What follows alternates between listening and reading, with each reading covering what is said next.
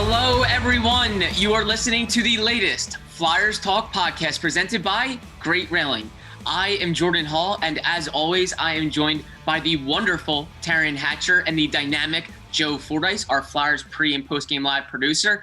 The Flyers have 11 games left, and their playoff hopes are not looking very good. That is probably putting it incredibly nicely. I think this season has certainly shifted toward let's focus on next season. Let's evaluate. Let's start constructing our roster for 2021-22. And that's where the Flyers are right now. They've underachieved, but it gives us plenty of games to evaluate guys, see different things, and really start looking toward next season. And there's nothing wrong with that. So the Flyers are starting to look at young guys like Wade Allison. They looked at Tanner Laczynski. Jackson Cates is now on the roster and probably can make his NHL debut soon.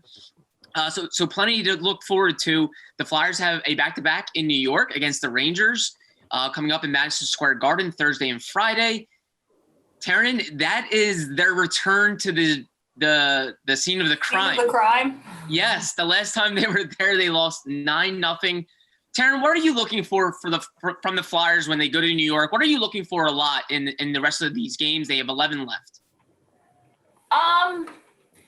At this point, I think, well, it doesn't quite matter what I'm looking for as much as what the front office guys are looking for. But I think at this point, you just want to see some character victories from some of these players, to be honest with you, especially the veteran guys, because we heard Chuck Fletcher say it. Jonesy said it when he laid into the guys on Postgame Live the one day, as I also kind of laid into the guys on that same Postgame Live, is that when your GM is coming out and he's talking about the chemistry of the team, the makeup of this team just isn't right. A lot of that is a reflection on, the wherewithal of some of these players, and the thing that's wild is that we did see them have a ton of success before the COVID pause now over a year ago, right? And once they came back from the pause and the bubble, and then obviously this year, that same level of success wasn't there anymore. And the teams that do really well, seem like they're doing very well right now, there's a certain substance to their character as a team and to their veterans that lead their team. And I think you want to see that at this point in the season. The Flyers were ravaged by COVID during the year, and I think it did have a longer lasting impact than people want to say it did, or whatever. And other teams got hit by COVID as well, and they didn't necessarily have the same impact. Some teams got hit by COVID and it did have a similar impact.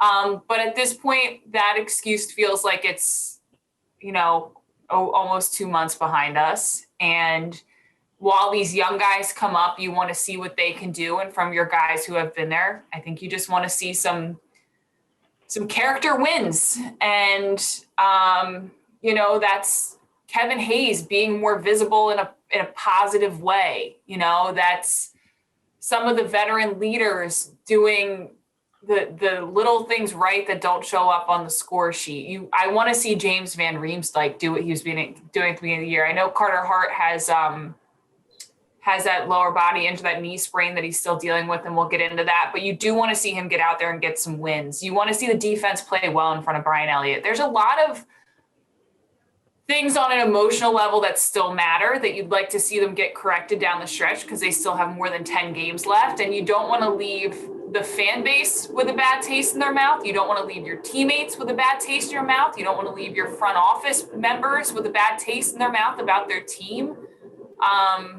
Because this could be an offseason where Chuck Fletcher takes some big swings. I wouldn't be surprised. So it's really about playing for your job at this point.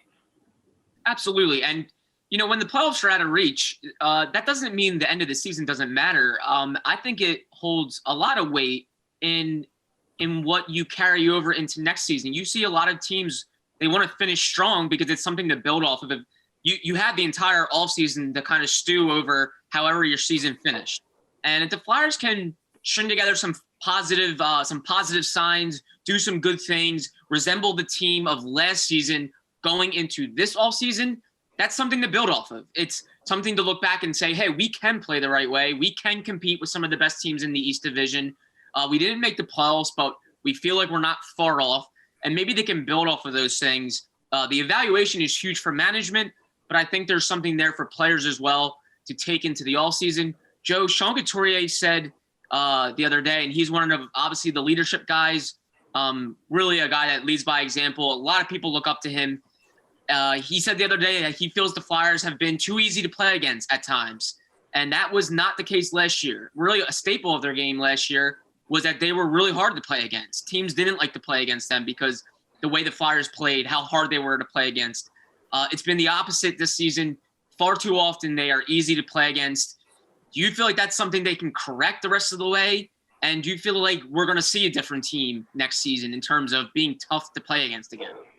Well, I think there's a couple things at play here. One of them, as Taryn mentioned, is the big swings that Chuck Fletcher pretty much has to try to make this offseason. The other, I think, is that you're not getting from certain guys that are definitely going to be here next year what you got from them last year. And I feel like the season a little bit is a microcosm of the play of Kevin Hayes. We mentioned on the last podcast, and we've beaten this drum a lot bit on the pre and post game show. Kevin Hayes' commitment to defense, I feel like, is part of what made this team hard to play against, because you didn't just have a Sean Couturier line that was hard to play against. You had a Kevin Hayes line. These lines were centered by guys who played all 200 feet of the ice.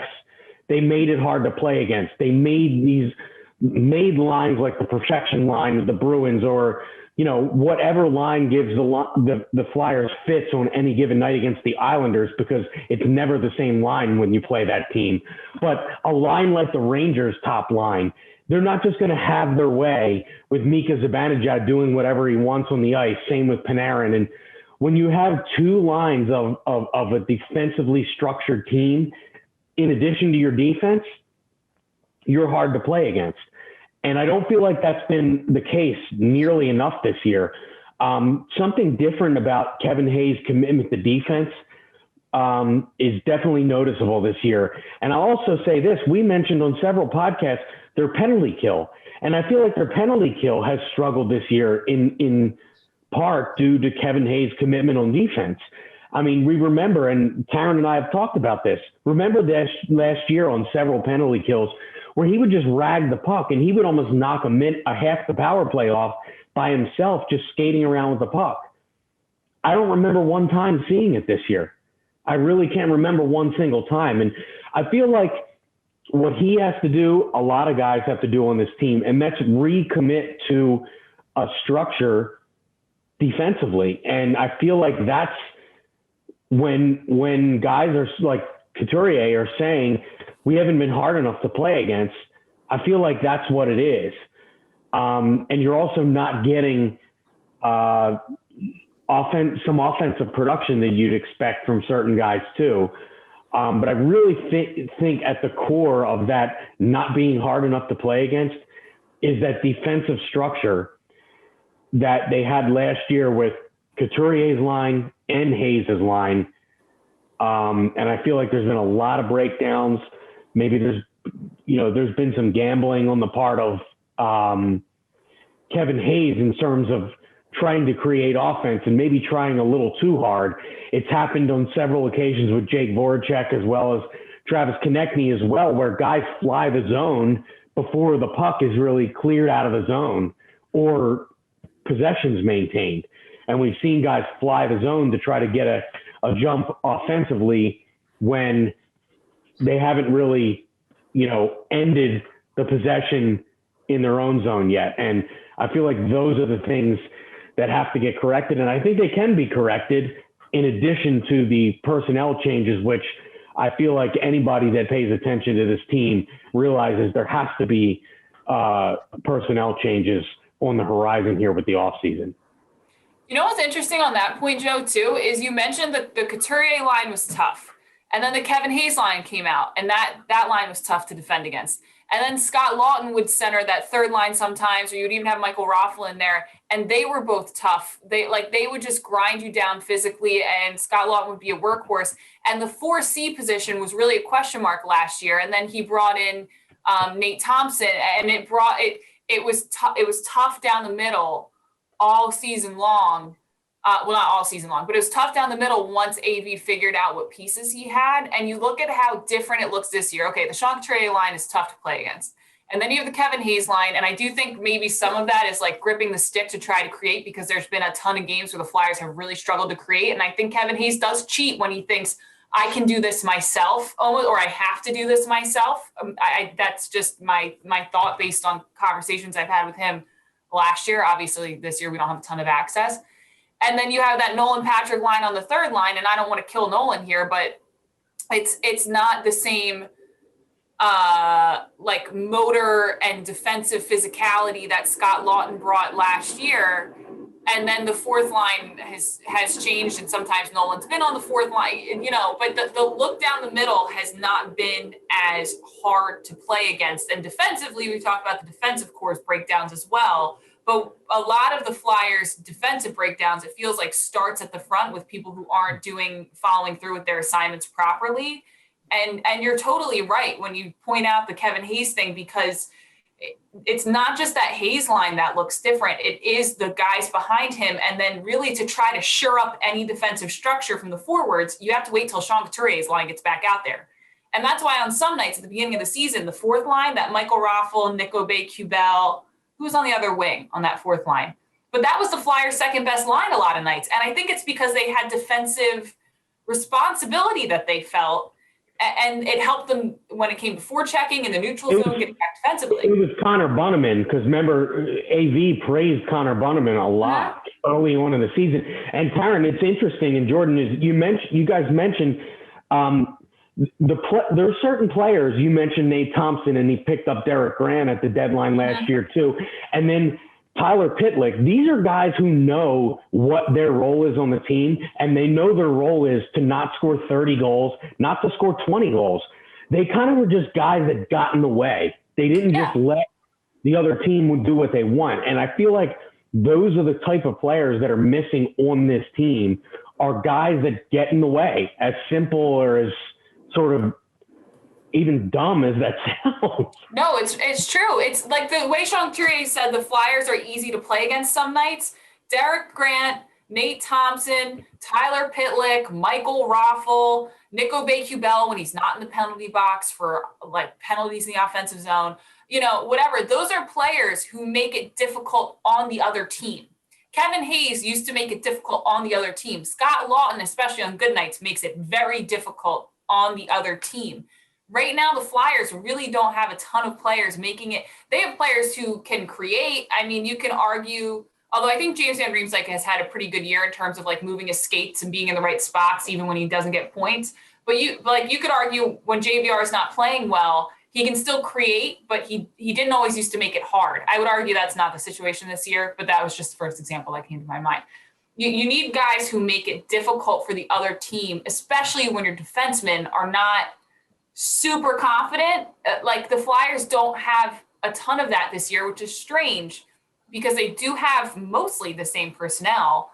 But that was the other, when Michael Raffl was traded, I remember sitting there thinking like, every issue they have, he's not the answer to all the problems, but he is the opposite of their issues.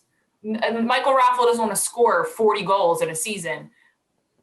He's not going to be a star, but he's a workhorse, and they need more guys to play like workhorses right now than they have.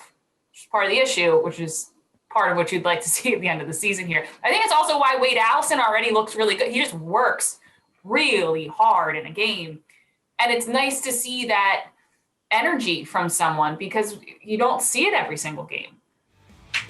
Flyers Talk is brought to you by Great Railing. Stop into Great Railing for the highest quality and lowest prices on all your railing, decking, and fencing needs. Yeah, I think what makes it so confusing and perplexing with this team is that you see it. You see it in increments. You see it in stages. Just go back to their last game. the 1-0 overtime loss to the Islanders. The Islanders are a team that went to the East Final last season. They're right there with the Capitals at the top of the East Division. And the Flyers take it to them pretty good for the first 2 periods. I believe they allowed only 13 shots over those first 2 periods. Now, they couldn't score. They couldn't crack the Islanders. It was a 0-0 game going into the 3rd period, and obviously it ended up a 1-0 overtime loss. But they really looked like that team, north-south, get after you, live in the offensive zone. And they outplayed one of the better teams and a team that believes they can go to the East Final and maybe even go to the Stanley Cup. So you see it sometimes, but this year it's just been so up and down. It's been more down than up. And it just makes you wonder, like, how close are they? Are they really far or are they close? Taryn, do you think maybe they are one piece away in the offseason from taking a much bigger stride? Or do you think there's going to be more to fix, more of a shakeup to really get this team to that next step? I know it's a big question, but it's just one that's kind of been weighing on my mind a ton. Yeah. I have no idea because you have no idea what team's going to show up on any given night. That's the problem.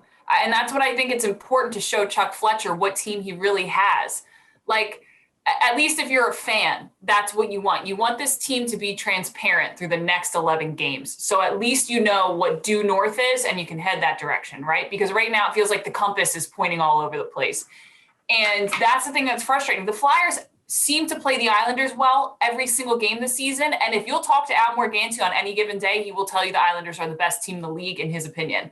Like, so and the Flyers hate matching up with that style. Like, when you talk to them, they hate matching up with that style of team. And they play the best against that style of team this season. So it's very interesting. And I wish we had more access because I'd love to pick brains off the record just to have context for why that might be. We don't have that kind of access this year, so that kind of sucks. But it's like, I don't understand how the Flyers can go from playing the Islanders the way they do to, at times throughout the season, playing Buffalo a game or 2 games later and getting blown out by 5 goals. And Buffalo sucks. Like, and their talent level sucks. And I know Linus Ullmark is good, but they still suck. So it shouldn't be that way. Like, what? It's a great city. I'm sorry, Buffalo. Great city. They know. I mean, great hockey fan base. They're awesome. But, like, they know they're suffering through it.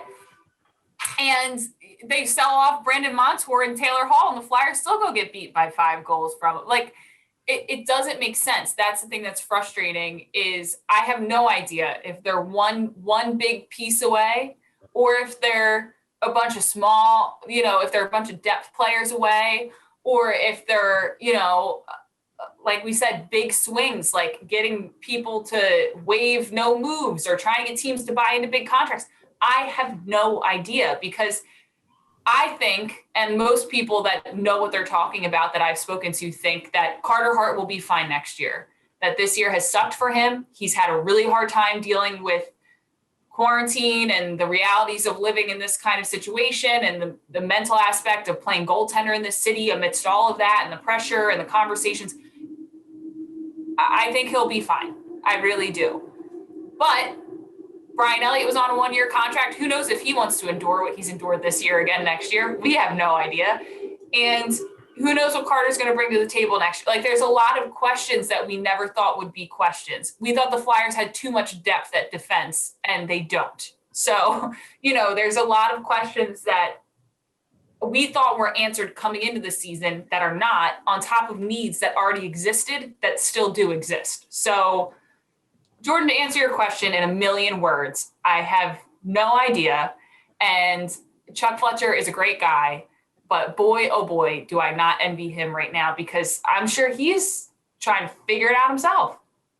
Yeah, I do not. I've said before, I do not envy his position. And Taryn, you're not the only one because I think there's a lot of people out there that don't really know or can't really put their finger on why the Flyers have played the way they have this season and why they're so Jekyll and Hyde. You ask players, we've asked the coaches, we've asked the general manager, Chuck Fletcher, and they've all tried to hit on certain points about why they think they are where they are, but I don't know if anyone really has the perfect answer. No one has a crystal ball. If they did, they'd fix it. So big offseason ahead. We know that, and it's a perfect segue into our cold brew check presented by Dunkin. And of course, it's about goaltending. Why not? Right now, who knows? Who knows where the Flyers would be if they really got standout goaltending, the goaltending that I think a lot of people thought they were going to have this season, and they quite frankly had not gotten it. Right now, Carter Hart isn't even on the ice. He hasn't been able to practice lately. We know he was scratched from one of his starts over the weekend. Turns out he has a mild knee sprain. Doesn't sound very serious. Alain Vigneault doesn't think it's very serious. The team doesn't believe it's very serious, but obviously they're erring on the side of caution. That makes perfect sense given where the team is in the standings and given Carter Hart is only 22, and obviously he's their franchise netminder. But Joe Fordyce, I'll start with you. Our Cold Brew Jack presented by Dunkin. Do you want to see Carter Hart play again this season? I think some people are even thinking, hey, should they shut him down? Go with Brian Elliott. Go with Alex Lyon the rest of the way. Let Carter just practice, get healthy, and focus on next year? Or do you think these starts could be valuable to Carter Hart? How do you feel about it? I don't support the shut him down thing. If this injury is not serious, I don't like the idea of shutting him down, because then there's this little bit of doubt where it almost seems like you're hesitant to let him play because of what might happen. And I don't think that is a good way to go into the off season where you need to improve, because then your most recent body of work is mostly a season where you struggled, and then a couple good games, and then an injury, and then being shut down. I don't think that's a good way to go into the offseason. I'm not saying play him every game, but I'm saying he has to play. If there's 11 games, let's say, I mean, he's not going to go to New York, so there's 9 games after that he that he would conceivably be able to play in if he is healthy enough after the New York trip. I'd like to see him play 4. Yeah. Because I think you have to try to give him a carrot to go into the off season. One that he can reach back and say, it was a down year, but I had this at the end. Maybe he goes out there and he gets a shutout, or he plays really well against, a high-scoring team, make some big time saves. And, we saw him make some, you don't want to call it a throwback from a guy that's young as him, but we saw some saves in his recent games that reminded us of what we saw in the back-to-back shutouts in the playoffs or at other points last year. The things that made everybody go, that's our guy. He's our franchise goalie. And I think to have situations where we could see some of that again and he could have some of that again, that's the way to go into the offseason, in my opinion. Yeah, if there's anything bothering Carter Hart in the slightest, do not put him out there. Like, this is not one of those scenarios where no one's 100% at this time of year, right? Like, no, Carter Hart needs to be 100% if they're going to play him and put him out there. And it sounds like it's not very serious, but at this point where the Flyers are in the standings, Carter Hart should be 100%. There should be no doubt at all about his health if he's going to play. But I'm in agreement, Joe, with you. I think get him in some games. Let him build some confidence. Let him play. Don't just shut him down. Like you said, let him have some things to build on going into the offseason. If he can do any positives, go into the offseason on a high note, I think that could be really good for him. And I want to see him get better. I want to see him work on things in games as well, not just practice. Taryn, how about you? Well, the other part of this as well is that if you want to see the team you truly have as you head into the offseason, it's important from a standpoint of, and it's something I've talked about on this podcast a bunch of times, and I'll continue to reference it because I always defer to what professional hockey players tell me about the experience of playing professional hockey. Ian LePerriere, when I talked to him about the 2018-2019 season, that by most people's standards was a disaster, versus the 2019-2020 season, which was the Flyers' best since I was in college, is that it's an entirely different game when you're playing in front of a goaltender you have confidence in. And I know the Flyers don't have a whole ton of confidence in Carter right now, but you'd want them. this is not a ricochet shot at anybody, but the way that the Flyers play in terms of confidence level in front of Carter, if he continues to get better in these last, 9 games, 5 of whom are against the New Jersey Devils, 2 against Pittsburgh, 2 against Washington. So you could play him all 5 games against the Devils if you want to try to give him a shot against a team that's not above you in the standings or killing you or whatever. There's still going to be more confidence in front of Carter than there is in front of Alex Lyon. And so you're probably going to see a more true version of your team in front of Carter than in front of Alex Lyon, even though Carter has struggled through the season. If he continues to kind of get a little bit better as he goes, then you would expect that they will play more true to themselves in front of Carter than in front of Alex, which will help you evaluate your team in the offseason. Very much like a minor factor in all of this, but one that I think is still important because Lappy has said to me a million times, you get all out of disarray when you don't really know or trust your goaltender like that because you're overcompensating or you do something good and then the puck goes down in your defensive zone and then you're like, oh God, like why do we do all this work? Not saying that's the case with Alex Lyon, but it should be less so with Carter. The other thing is that I want to see if Carter's healthy. I want to see Carter want to get in the net against Washington and against Pittsburgh. I want to see that. I want to see him as they're playing for playoff position, even if the Flyers are out.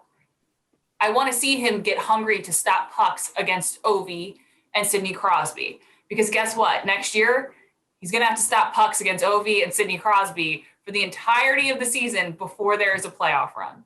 So you want to see him get back to that level where he is comfortable against the toughest opponents because he was last year.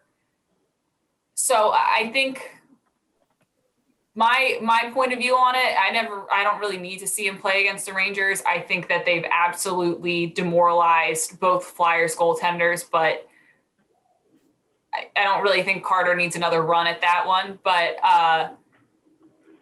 give him 4 of the Devils games and give him a game against Washington or a game against Pittsburgh or 2. Well, no, I think they're both back-to-backs, the Pittsburgh and the Washington series. So give him 3 against the Devils, 1 against Pittsburgh, 1 against Washington. I want to see him up against the difficult teams to beat. Let him get his confidence up against the Devils, hopefully, knock on wood. It's not like the Flyers have really smashed the Devils all season, but if I'm Chuck Fletcher and Alain Vigneault, I want to see him play well against good teams before the season ends. I don't think it's the end of the world if he can't, if he's not physically comfortable, I wouldn't put him out there. But if he's good to go, it seems like his confidence is getting back to neutral. We got to see him get back in the green. He's been in the red all year. So you got to see him get back in the green against good opponents. I think it'd be worth something to the fan base, which people will argue it's not worth that much. It's not worth health, but if he's healthy, I think it's worth it. It matters to people. It doesn't really, on any given night, whether Carter's playing or not, we're talking about him. People on the radio are talking about him. When I go to the deli to get my hoagies, you know who people ask me about? They ask me about Carter Hart every time. So it'd be nice to see him try to finish the season on a solid confidence building note, even though the rest of the season has gone not exactly his way. Yeah, people in hockey always say there is no better way to evaluate than games. You just don't get a better way to evaluate talent and what you have than games. And the Flyers have 11 games left. That is a terrific sample size to evaluate everything and get the best read possible on this team before Chuck Fletcher has not only big decisions, but tough decisions in the offseason. So these are important games and very important games to management and the people that are making those big and hard decisions. So yes, goaltending is right there. It's not like goaltending has been there all season. That's nothing to worry about. No, the Flyers, they need to evaluate the position. They need to evaluate Carter Hart. And that was the Cold Brew Check presented by Dunkin. This season, be sure to grab a cold brew for game time because where there's hockey, there's Dunkin. So we'll have more to evaluate as the Flyers go to the world's most famous arena, and they have 2 games against the Rangers, a team that's been really weird with them. But I think the hockey should be fun to watch, and I know you both, Joe and Taryn, will have all the coverage on pre- and post-game live. Taryn or Joe, anything to tease for those looking forward to watching pre- and post? We have a mystery guest. There we go. Which game? Thursday or Friday? So which one are we airing it for? Thursday? Yeah, tomorrow. Yep. I love it. So fans, there you have it. You can watch and catch out that mystery guest. They have been awesome all season. I can maybe so every mystery guest has insulted Jonesy. I don't know what this one has to insult Jonesy with, but I will try to. Actually, I don't even provoke it anymore. I think people just enjoy insulting Jonesy. Jonesy acts like he doesn't enjoy it, but he absolutely enjoys it. And by the way, last show, a guy who only had played one NHL game sort of was goaded into taking some shots at him by JJ. He teed him up to take a little shot at him about his status at in the history of his college. So Wade kind of like wasn't biting though. Kevin Hayes joking today that Wade's from a town of 30 people, or did he say 300 people? 30? No, 30, and he said Wade. Yeah. Now there's only 29 because obviously. Yeah, you could tell he hasn't been as a proud and current resident of Philadelphia, person who grew up under the influence of Philadelphia. You can tell he has yet to be really corrupted by the passion that is Philadelphia. No. He was so sweet. Josie was trying to pull it out of him, and Wade's just like, yeah, he's a legend. Why is that? I don't know. And just starts laughing. It was really good. But Wade, you know what? That's what I would like to see. Wade Allison continue to rack up points towards the end of this season, because the kid seems like he's an absolute gem. So, and it's something to look forward to when it comes to these Philadelphia Flyers. So there you go. And more memes of him with the smelling salts. Yeah. Oh my gosh. No, he's an entertaining dude. It was funny. I was leaving the practice facility today, and there was that storm basically coming down on obviously Philadelphia and South Jersey. And Wade, clearly, he must be staying at the hotel down the street from the practice facility right now. Obviously, he doesn't have a place. And he was walking. Like, he clearly doesn't have a car or anything. You didn't offer him a ride? Taryn, I was about to, drive by and be like, wait, I'll drop you off. I was truly going to ask him because, it was about the downpour. He was walking with not a care or a worry in the world. It was hilarious. So you didn't offer him a ride? I didn't. Well, honestly, I think this storm missed Voorhees. It wasn't downpouring yet or anything. It was hardly even drizzling. And with Corona and all that, I was being safe, being careful, keeping my distance, right, Taryn? Well, I'm vaccinated, so I would have been like, wait, I'm vaccinated. Do you need a ride? That would have been my approach personally, but to each their own. I'll have to apologize to him later for not offering him a ride, but a very, very cool guy and entertaining on the ice too. So he is another reason to check out the Flyers on Thursday and Friday. Check out Pre and Post Game Live, brought to you by Taryn Hatcher and Joe Fordyce. Taryn and Joe, thank you so much as always. Love chatting with you. Ben Berry, our podcast producer, a special thank you as well. And Flyers fans, as always, thank you for listening to the latest Flyers Talk podcast presented by Great Railing. Wherever you get your podcasts, please rate and subscribe, and we cannot wait to talk to you next time. And don't pick up hitchhikers unless they're Wade Allison. There you go.